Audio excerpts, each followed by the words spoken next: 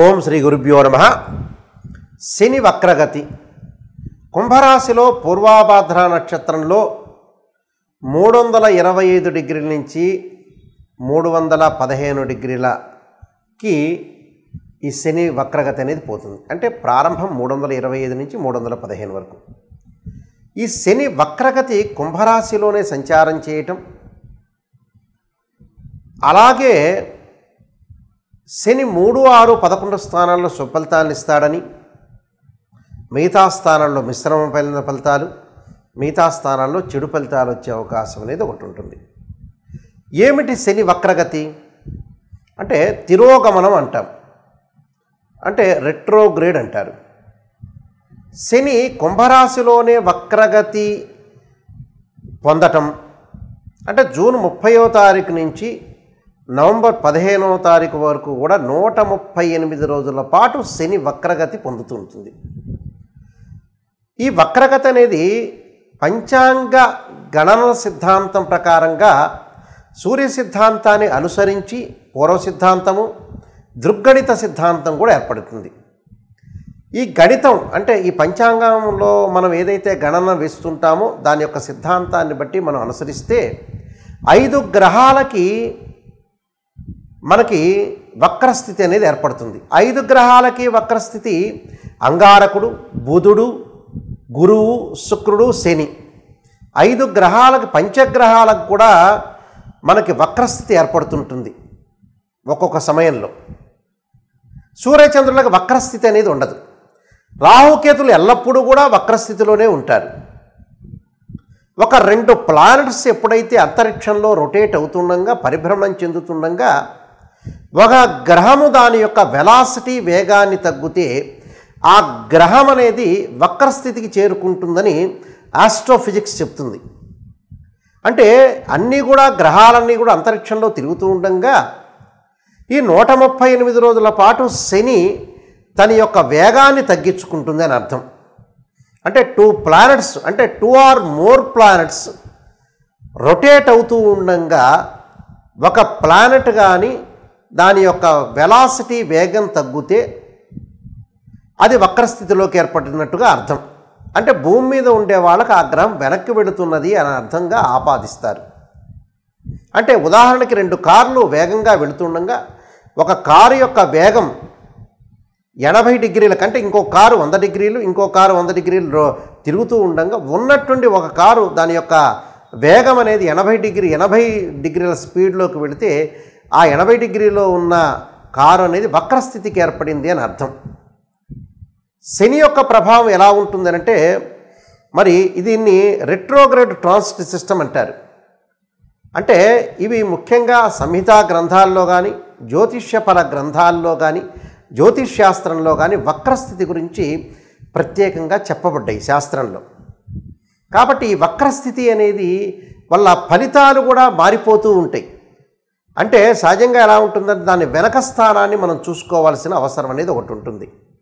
కాబట్టి వెనక భావం యొక్క ఫలితాలు పడే అవకాశం ఉంటుంది. ఇక్కడ భావం అని కూడా కాదు, వెనకటి యొక్క స్థానం ఫలితం అనేది వచ్చే అవకాశం అనేది ఒకటి ఉంటుంది. కాబట్టి వక్రస్థితిలో చెడు మంచి యొక్క మిశ్రమాలు కలిసే అవకాశాలు ఉంటాయి. ఒక గ్రహానికి, ఒక రాశికి ఎప్పుడైతే గ్రహస్థానం అనేది మారుతూ ఉంటే, వక్రస్థితిలో మారుతుంటే ఫలితం కూడా మారిపోయే అవకాశాలు అనేవి ఖచ్చితంగా ఉంటాయి. మిథున రాశి వాళ్ళకి శని వక్రగతి యొక్క ఫలితం ఏ విధంగా ఉందో ఒకసారి చూద్దాం. మిథున రాశి వాళ్ళకి భాగ్యస్థానంలో కుంభరాశిలో శని యొక్క సంచారం అనేది ఉంది. శని యొక్క సంచారం అనేది ఎప్పుడైతే ఉంటుందో భాగ్యస్థానంలో ఉండటం వల్ల ఆ భాగ్యస్థానం కూడా కుంభరాశి కావటం వల్ల వక్రగతిలో ఉండటం, అంటే డైరెక్ట్ కాదు, ఇక్కడ శని వక్ర స్థితిలో ఉన్నాడు కాబట్టి వీళ్ళకి అష్టమ స్థానం యొక్క ప్రభావం అనేది బాగా ఎక్కువగా ఉంటుంది. మరి అష్టమ స్థానం యొక్క ప్రభావం ఉండటం వల్ల ఆరోగ్యపరంగా కొద్దిగా శ్రద్ధ వహించటం అనేది చాలా మంచిది. అంటే 8వ స్థానం యొక్క ఫలితం అనేది బాగా ఎక్కువగా పడే అవకాశం అనేది ఒకటి ఉంటుంది. అంటే 138 రోజుల కాలంలో అష్టమ స్థానం యొక్క ప్రభావం అనేది బాగా ఎక్కువగా ఉంటుంది. వక్రస్థితి అంటే దాని వెనక స్థానాన్ని చూడాలని మనకి గ్రంథాలు చెప్తూ ఉన్నాయి. అయితే ఆర్థిక ప్రయోజనాలు కలుగుతాయి, పెండ్లి పనులు పూర్తయ్యే అవకాశాలు ఎక్కువగా ఉంటాయి. అంటే మిశ్రమైన ఫలితాలు ఎక్కువగా ఉంటాయి. వ్యాపారంలో పెంచుకునే ప్రణాళికలు నెరవేరే అవకాశాలు ఎక్కువగా ఉంటాయి. వ్యాపారంలో అంటే కొన్ని ఎస్టిమేషన్ వేసుకుంటాం మనం. అంటే ఏం వ్యాపారం చేయాలి, ఆ వ్యాపారాన్ని మనం ఎలాంటి ప్రణాళికలు చేసుకోవాలి, ఒక ప్లాన్ లాగా మనం ముందుకు వెళ్ళే అవకాశాలు ఎక్కువగా ఉంటాయి వీళ్ళకి. సోదరుల యొక్క మద్దతు అంటే బ్రదర్స్ అండ్ సిస్టర్స్ యొక్క సపోర్ట్ బాగా ఉండటం. కుటుంబంలో శుభ కార్యక్రమాలు అంటే విందులు, వినోదాలు, శుభ కార్యక్రమాలు, పెళ్ళిళ్ళలో పాల్గొనే అవకాశాలు, దుస్తులు కొనుగోలు చేసే అవకాశం ఉంటుంది. పనులలో కొంత ఆలస్యం జరిగే అవకాశం ఉంటుంది. విద్యార్థులు పోటీ పరీక్షల్లో విజయం లభించే అవకాశాలు మెండుగా ఉంటాయి. అలానే ఉద్యోగంలో కొన్ని మార్పులు, అలానే స్థానచలనం, మరొక ప్రదేశానికి వెళ్ళే అవకాశాలు, ఎగుమతులు దిగుమతుల వల్ల కూడా వ్యాపారంలో లాభాలు, తల్లి యొక్క అనుబంధం బాగా పెరిగే అవకాశం ఉంటుంది. అంటే ఎగుమతులు దిగుమతులు చేస్తూ ఉంటారు. అలానే తల్లి యొక్క సపోర్టు, మదర్ యొక్క సపోర్టు ఉంటుంది. వాహన సౌఖ్యం అంటే మనం వాహనాలు కొనుగోలు చేయటం కానీ, ఇతర యొక్క లగ్జరీ వెహికల్స్లో వెళ్ళటం కానీ, అంటే లగ్జరీగా కొన్ని అనుభవించే అవకాశాలు ఎక్కువగా ఉంటాయి వీళ్ళకి. ఖర్చులు కూడా పెరుగుతూ ఉంటాయి వీళ్ళకి. అంటే ఏదో రకమైన ఖర్చు, అంటే ఖర్చులు అంటే రెండు రకాల ఖర్చులు ఉంటాయి. శుభ కార్యక్రమాల వల్ల కొన్ని ఖర్చులు అవుతాయి, ఒక 25% అనవసరమైన ఖర్చులు పడే అవకాశాలు ఉంటాయి. పెట్టుబడుల విషయంలో కూడా తొందరపాటు నిర్ణయాలు తీసుకోకూడదు. అంటే మనం ఏదైనా సరే క్యాపిటల్ అమౌంట్ పెడితే ఎట్టి పరిస్థితుల్లో కూడా అందరితో కూడా షేర్ చేసుకొని, అందరి యొక్క నిర్ణయాన్ని తీసుకొని మనం ముందుకు వెళ్ళాలి. అప్పుడే మనకు బాగుంటుంది. అంటే అదృష్టం కలిసి వచ్చే అవకాశం అనేది ఒకటి ఉంది. ఆత్మవిశ్వాసం బాగా పెరుగుతుంది. ప్రత్యర్థులు ఉంటారు, అపోనెంట్స్, ప్రత్యర్థులు మిమ్మల్ని ఇబ్బందులు పెట్టే అవకాశాలు ఎక్కువగా ఉంటాయి. అంటే ఎవరైనా సరే శత్రువులు కొంత పెరుగుతుంటారు.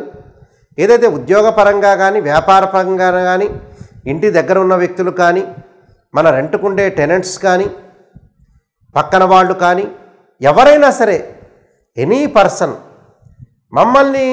మిమ్మల్ని కొంత ఇబ్బంది పెట్టే అవకాశాలు ఎక్కువగా ఉంటాయి. ఇబ్బంది పడకుండా లౌకిక భావంతో ముందుకు వెళ్ళండి. ఉద్యోగంలో కూడా కొన్ని సవాళ్ళు ఎదుర్కొంటారు. అంటే తోటి కొలీగ్స్ ఉండొచ్చు, అధికారులతోటి కూడా కొన్ని సవాళ్ళు ఎదుర్కొనే అవకాశాలు ఉంటాయి. వర్తక వ్యాపారం చేసే వ్యక్తులు ఎవరైతే ఉంటారో, బిజినెస్ పీపుల్ కొంతమంది ఉంటారు, ఆర్థిక లాభాలు పొందే అవకాశం అనేది ఒకటి ఉంటుంది. కానీ నూతన వ్యాపారాలు మటుకు ప్రారంభం చేయకూడదు. ఉన్న వ్యాపారాన్ని సజావుగా నడిపించుకోవచ్చు, కానీ కొత్త వ్యాపారాన్ని మనం ముందుకు తీసుకుని వెళ్ళకూడదు. మనం కొత్త వ్యాపారాన్ని ముందుకు తీసుకుని వెళ్తే అనేక సవాళ్ళను ఎదుర్కొంటారు. మీరు చాలా జాగ్రత్త ఉండాలి ఇక్కడ. అలానే స్త్రీల విషయానికి వస్తే కొంత పనులలో ఆలస్యం జరగటం, దానితో పాటు గతంలో ఏదైతే వదిలేసిన ఉద్యోగం కానీ, వ్యాపారం కానీ, చదువు కానీ మళ్ళీ ప్రారంభం చేసే అవకాశాలు ఎక్కువగా ఉంటాయి. కాబట్టి పనులలో ఆలస్యం ఉంటుంది. ఆరోగ్యం మీద శ్రద్ధ పెట్టాలి.